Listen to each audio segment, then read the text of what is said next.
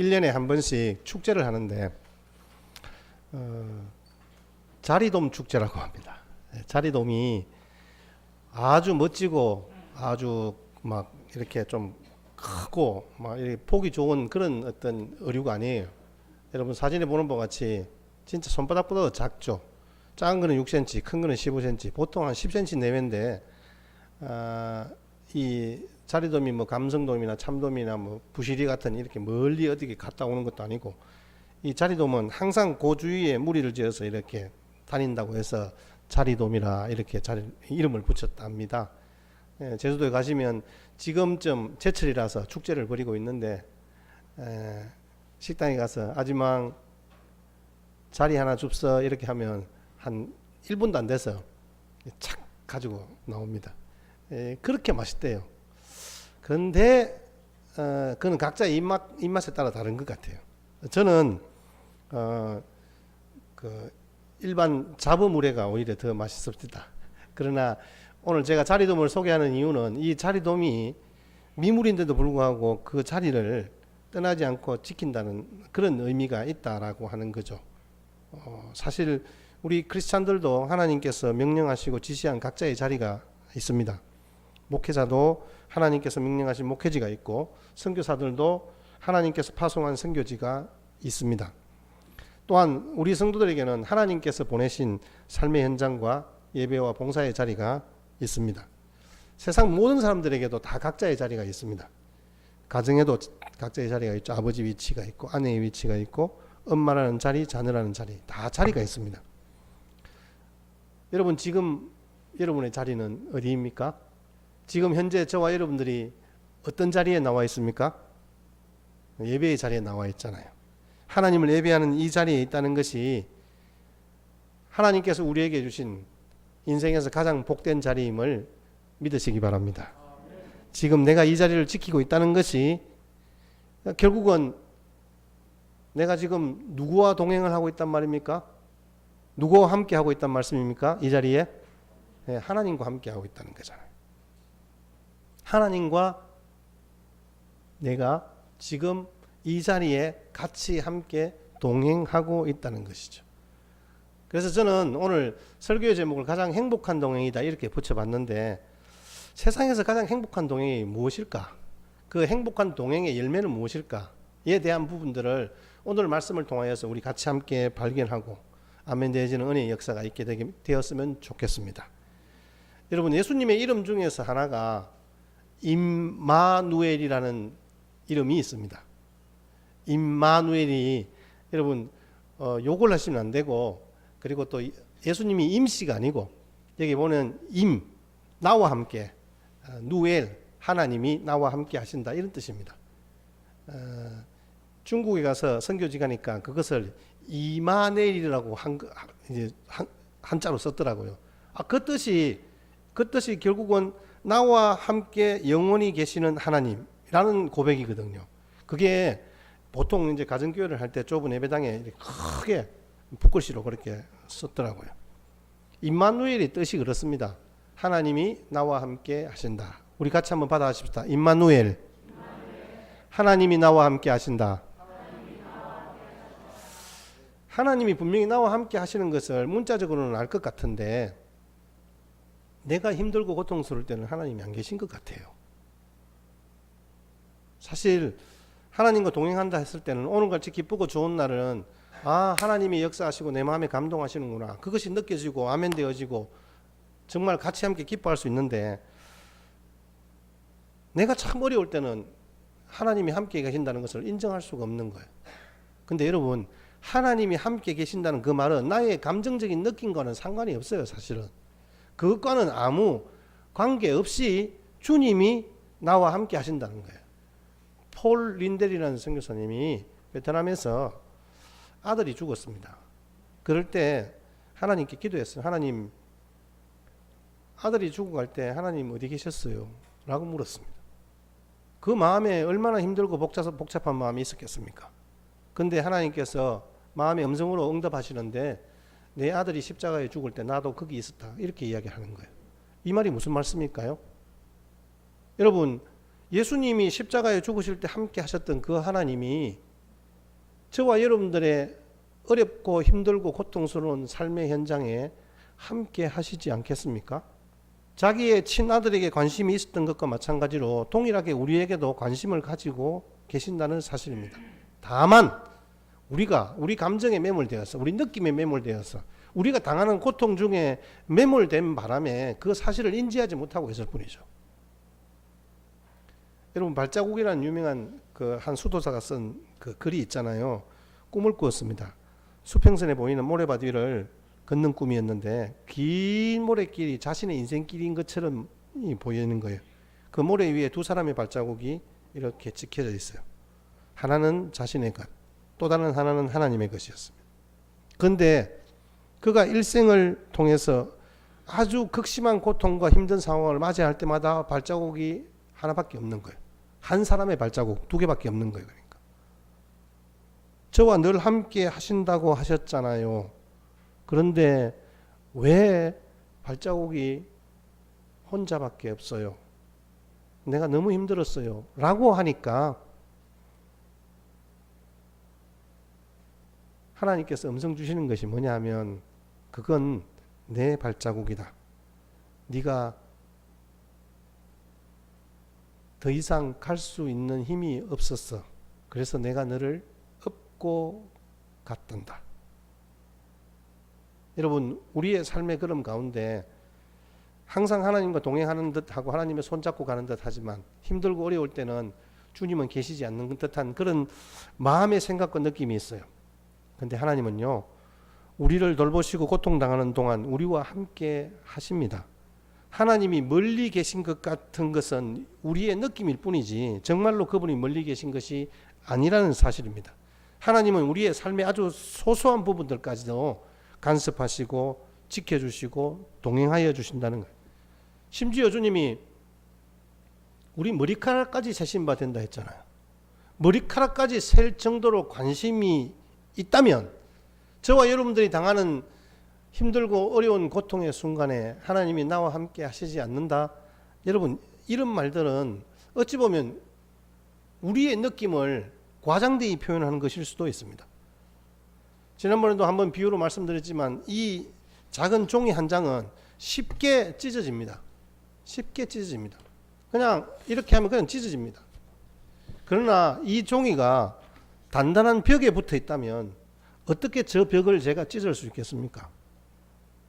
우리의 연약한 인간들이 예수님 믿고 영접하고 죄사함 받고 구원받을 뿐만 아니라 이 세상 사는 동안 든든한 벽 대신 하나님과 함께 동행한다면 그 어느 것도 우리를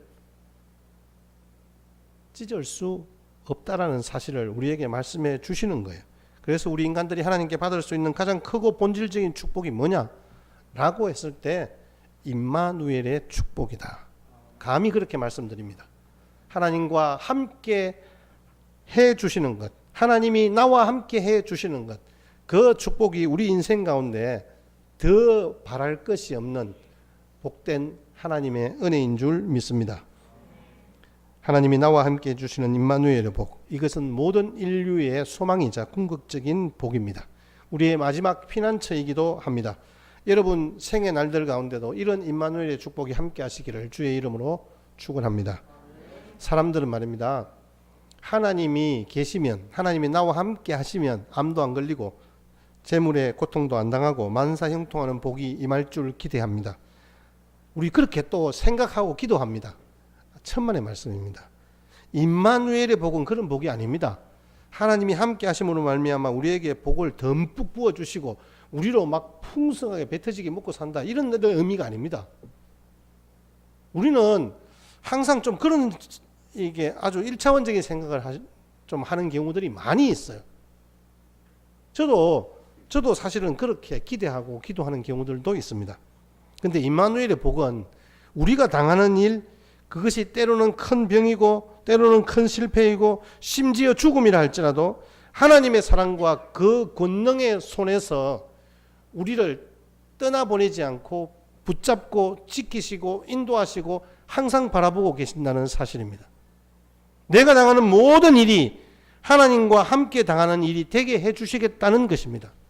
마지막 내 죽음까지도 하나님께서 무한한 가치를 갖는 사건이 되게 해주신다는 말씀이에요.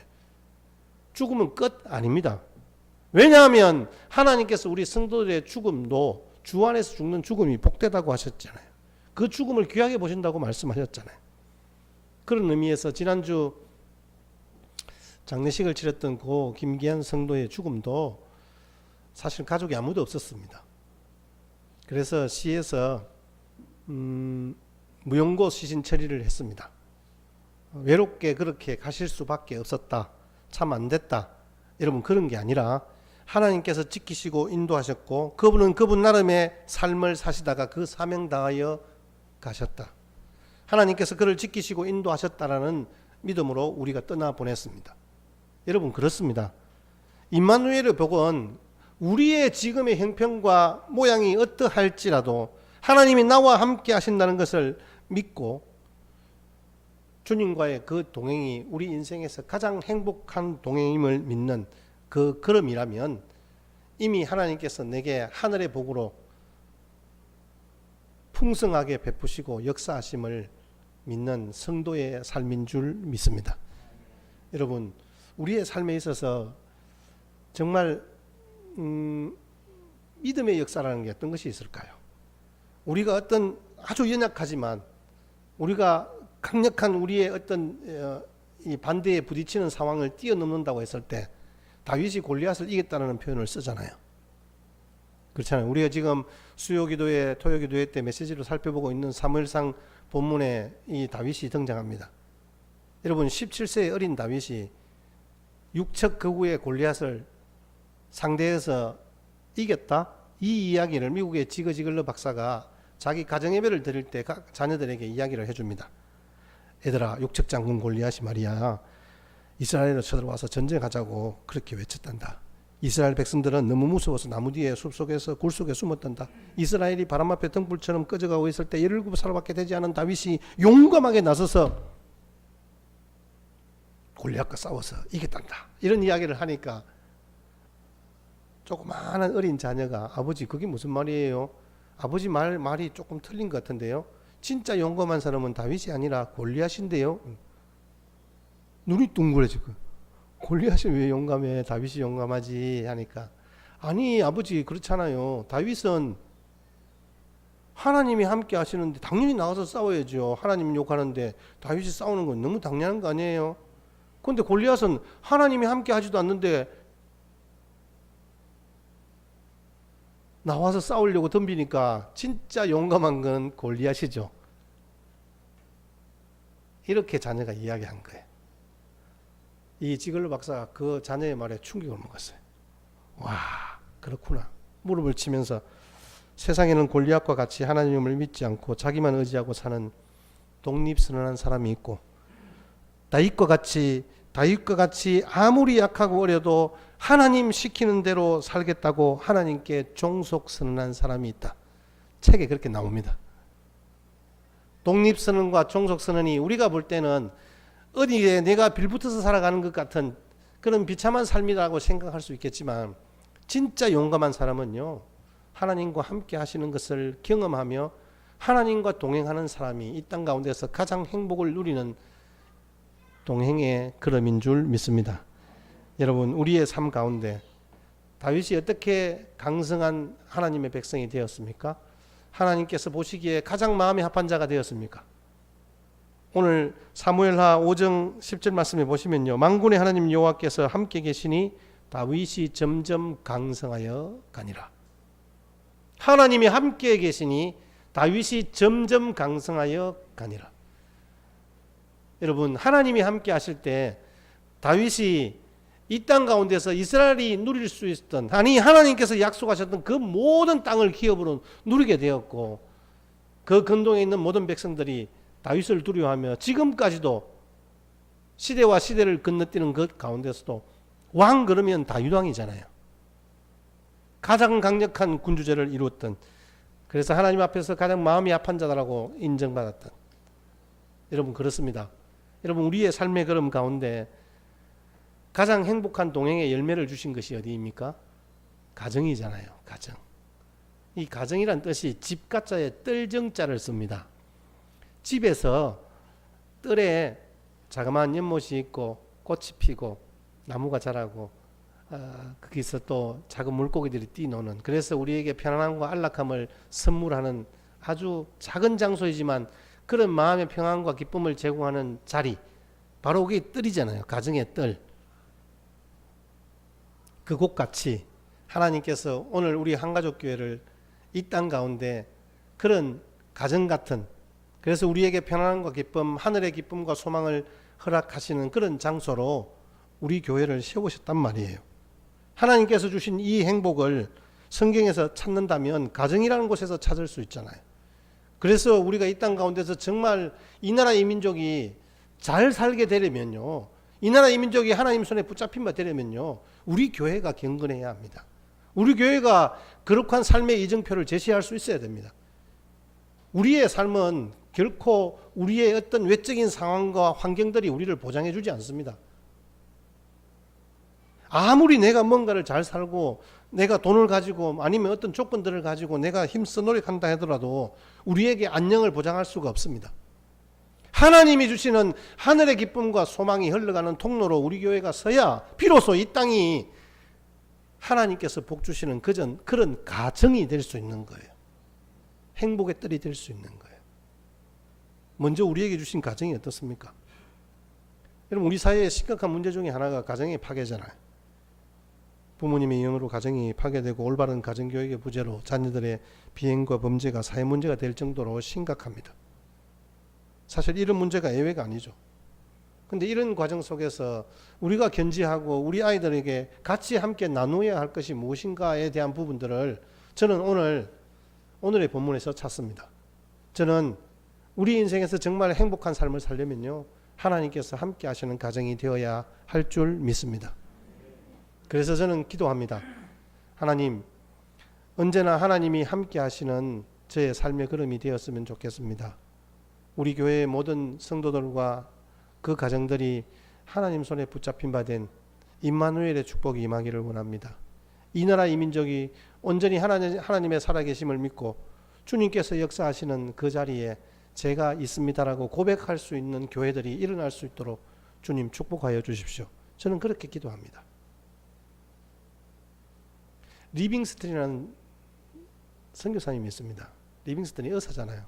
이 리빙스턴이 의사인데 사실은 의학 박사이고 런던에서 그 대학에서 강의를 하던 교수였단 말이죠. 그런데 아프리카로 선교를 갔습니다. 가서 참 많은 생명의 위협을 느꼈습니다. 건장한 청년으로 갔는데 대학에 다시 돌아와서 강단 앞에 학생들 앞에서 박사학위를 받는 그 과정 중에 그 아프리카 원시림에서 사자에 물리기도 하고 아프리카 특유의 심한 열병으로 20번이나 쓰러졌고, 그런 상황을 겪으니까 완전히 육신이 너무 초췌하고 힘든 거예요. 대학 강당에 섰습니다.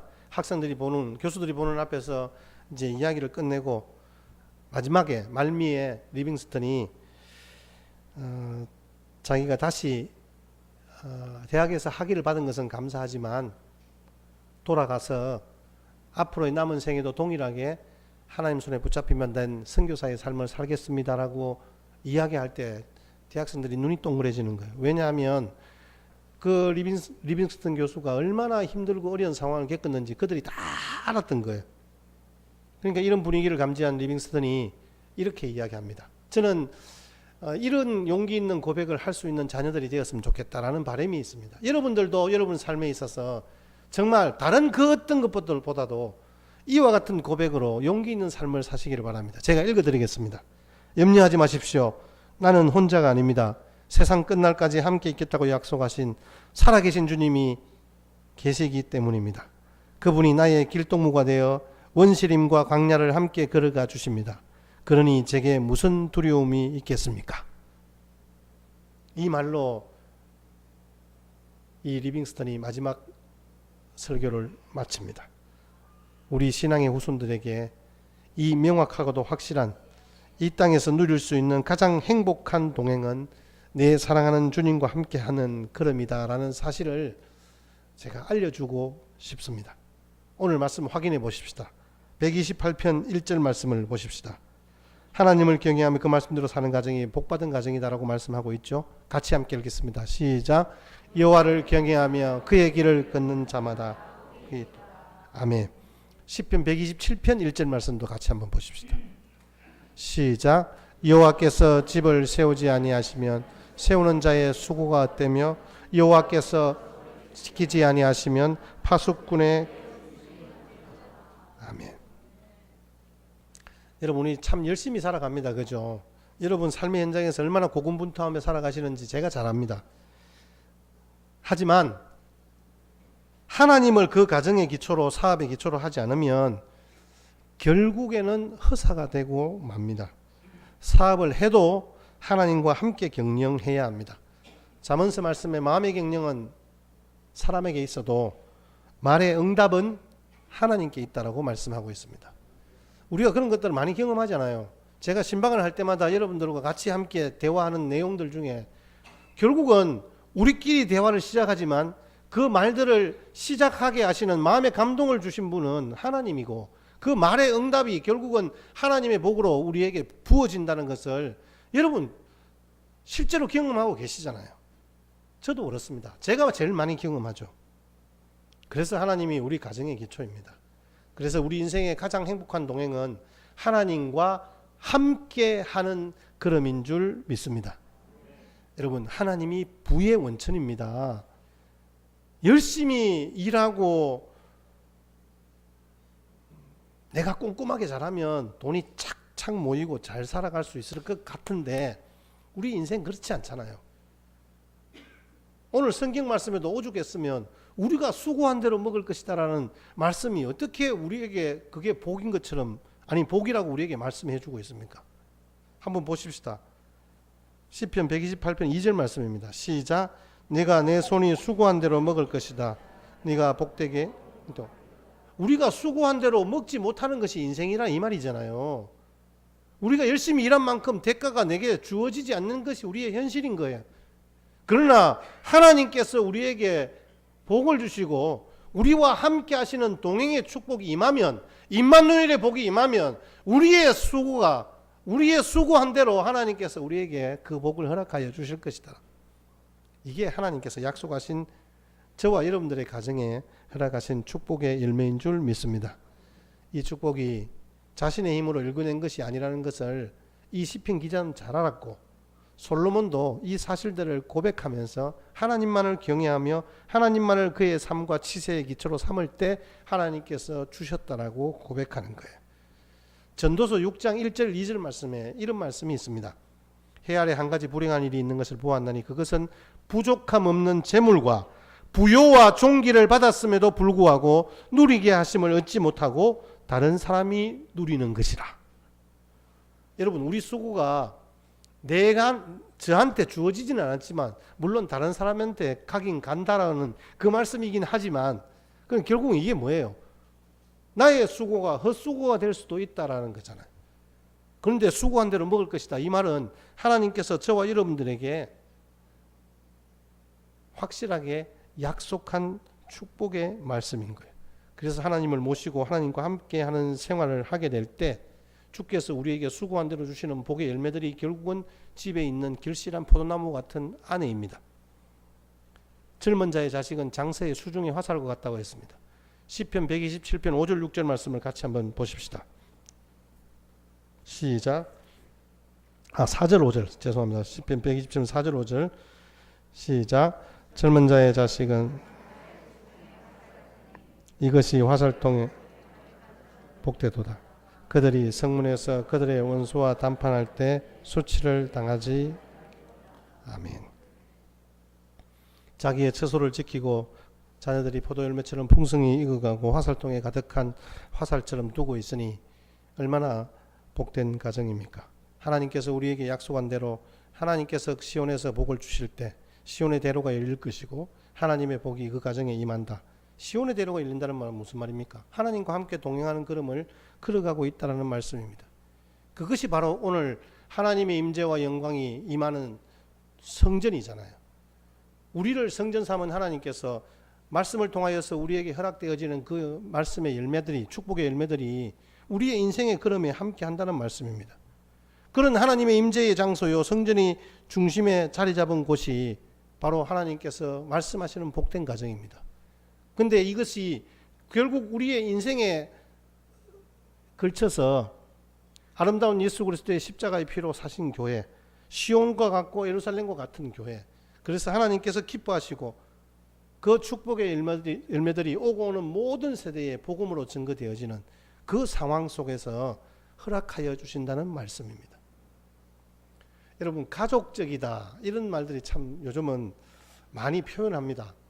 가족적이다, 잘 지낸다 이러면 보통 가족적이다 이런 표현들을 많이 하죠. 우리 교회 이름도 한가족 교회입니다. 참 정답고 정겨운 단어입니다. 그런데 가족의 특징이 있어요. 가족은 미움이 없습니다. 가족은 다툼도 있고 의견 충돌도 있고 또 부족함도 있어요. 그런데요, 가족이라는 곳에는요, 용서가 있어요. 그리고 가족이라는 곳은 용납이 있어요. 잘못한 것에 대해서 따지고 그것에 대해서 판단하고 그것에 대해서 정죄하는 것은 가족이 아닙니다. 슬픔이 있으면 그 슬픔을 반으로 나누는 것이 가족이고요, 기쁨이 있으면 같이 함께 기뻐해 주는 풍성함이 있는 거예요. 혈통의 가정이나 믿음의 가정이나 똑같습니다. 영원토록 변하지 않는 하나님의 사랑, 예수 그리스도의 피가 우리 죄를 사해 주시고 지금 우리 온몸에 흐르고 있다는 것을 여러분 믿으시기를 주의 이름으로 축복합니다. 우리 교회 가운데 이러한 예수 그리스도의 십자가의 보혈의 피가 함께 흐를 때 우리는 가족이 되는 거예요. 그래서 우리 가운데 용납이 있고 용서가 충만한 곳이어야 한다. 그게 바로 가족적이다라는 말씀의 의미입니다. 여러분, 성경을 보시면 마태복음이라는 성경에 보면요, 그 시작이 임마누엘이에요. 이사야 선지자를 통한 예언의 말씀이 이제 예수님이 탄생하시는 그 시점에서 그 아이를 낳으리니 그 이름을 임마누엘이라 하리라. 하나님이 함께 하시겠다는 약속의 말씀이잖아요. 마태복음 28장에는 무슨 말씀이 나와요? 너희는 가서 모든 족속으로 제자를 삼아 아버지와 아들과 성령의 이름으로 세례를 주고 내가 네게 분부한 모든 것을 가르쳐 지키게 하라. 내가 세상 끝날까지 너희와 항상 함께 있으리라. 여러분, 복음의 시작과 끝이 항상 하나님이 나와 함께 하시는 것이다라는 말씀입니다. 마태복음의 중간쯤에 18장 말씀도 보시면요, 두세 사람이 내 이름으로 모인 곳에 나도 그들 중에 있느니라 라고 주님이 말씀하십니다. 무슨 말씀이에요? 하나님이 함께 하시는 그 자리가 이 땅에서 가장 행복을 누릴 수 있는 복된 장소요, 하나님께서 그들로 통하여서 말씀하시는 복음의 역사가 계속되어질 것이라는 말씀이잖아요. 하나님이 나와 함께 있으리라, 지금도 나와 함께 있으리라는 그 말씀이 유효하잖아요. 예수님이 다시 오실 때까지니까. 그래서 우리 교회가 여기에 존재하는 이유입니다. 우리가 시련 중에 있을 때나 갈등 가운데 있을 때나 병 중에 있을 때나 사업에 부도가 나서 어려움이 있을 때 우리가 어떤 문제로 고통당하고 좌절과 시리에 빠져 있는 상황에 있다 할지라도 우리 주님은 우리와 함께 하시겠다는 이 약속의 말씀을 여러분 믿으시기를 바랍니다. 그리고 그분은 지금도 살아계셔서 지금 이 시간 우리의 삶의 현장에 함께 하시는 거예요. 믿음의 형제된 한가족 교회 성도 여러분, 우리의 안전은 외적인 상황에 있는 것이 아닙니다. 거듭 말씀드립니다. 외부적인 조건에 있지 않습니다. 변함없으신 하나님, 바람이 불어도 요동치 아니하시는 그 하나님, 그 하나님이 나와 함께 계시면 우리는 승리할 수 있습니다. 하나님이 우리와 함께 하실 뿐만 아니라 우리를 구원해 주시고 도우시고 힘주셔서 승리의 삶을 살 수 있게 해 주실 것입니다. 능력의 주님을 믿으며 나와 함께 하시는 그 주님과 동행하는 가장 인생의 행복한 걸음을 통하여 저와 여러분들에게 함께 하실 하나님의 은혜의 역사가 영원토록 흘러가는 복된 인생길 되시기를 주의 이름으로 축복합니다.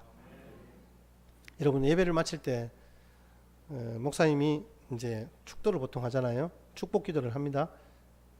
말씀이 뭐예요? 주 예수 그리스도의 은혜와 하나님의 사랑과 성령의 교통하심이 너희 무리와 항상 함께 있을지라. 고린도후서 13장 13절 말씀을 가지고 축복 기도합니다. 축도합니다. 이 말은 주님이 나와 함께 하시겠다는 그 말씀이 지금도 유효합니다라는 목사의 선포입니다. 동일한 하나님의 그런 은혜의 역사가 아멘으로 응답되어질 때 우리는 그 하나님께서 우리에게 허락하신 사랑을 먹고 하나님의 그 임마누엘의 축복을 먹고 살아가는 거예요. 여러분, 우리 가정 가운데 말입니다. 자녀들에게 우리가 어떤 이제 말을 하거나 행동을 할 때, 표현을 할 때, 그 자녀들을 현미경으로 보면요, 잘못밖에 보이지 않습니다.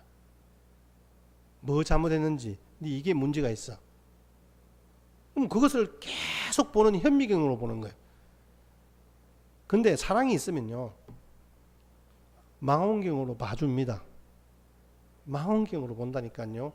저 멀리에 우리 자녀가 가야 할 길, 저 천국에 이르는 그날까지 어떤 삶을 견지하며 살아갈지에 대한 부분들을 넉넉한 마음으로 봐주는 거예요.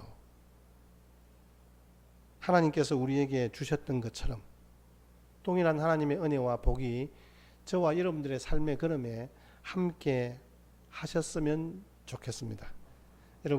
여러분들이 누리는 행복함이 내게 주어진 풍성함으로 결실되어지는 것이 아니라 하나님이 나와 함께 하시는 임마누엘의 축복으로 우리 가정이 굳건히 서고 또 그로 통하여서 여러분들의 가정을 통하여서 이 땅 가운데서 하나님이 계획하신 바를 이루어가는 그런 귀한 능력의 원천, 그래서 하나님이 여러분의 가정을 복주셔서 여러분들의 삶을 통하여서 이웃에게 복음이 증거되어지는 그런 간증의 역사가 계속되어질 것이고요, 우리 교회를 통하여서 이 땅 가운데 가정 같은 존재, 정말 그 가정에 뜰같이 안식과 평안함과 기쁨을 전달하는 그런 통로로 우리 교회가 서게 될 것입니다.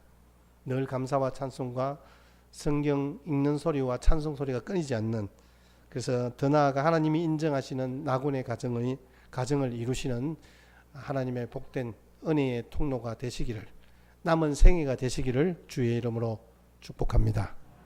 기도하겠습니다.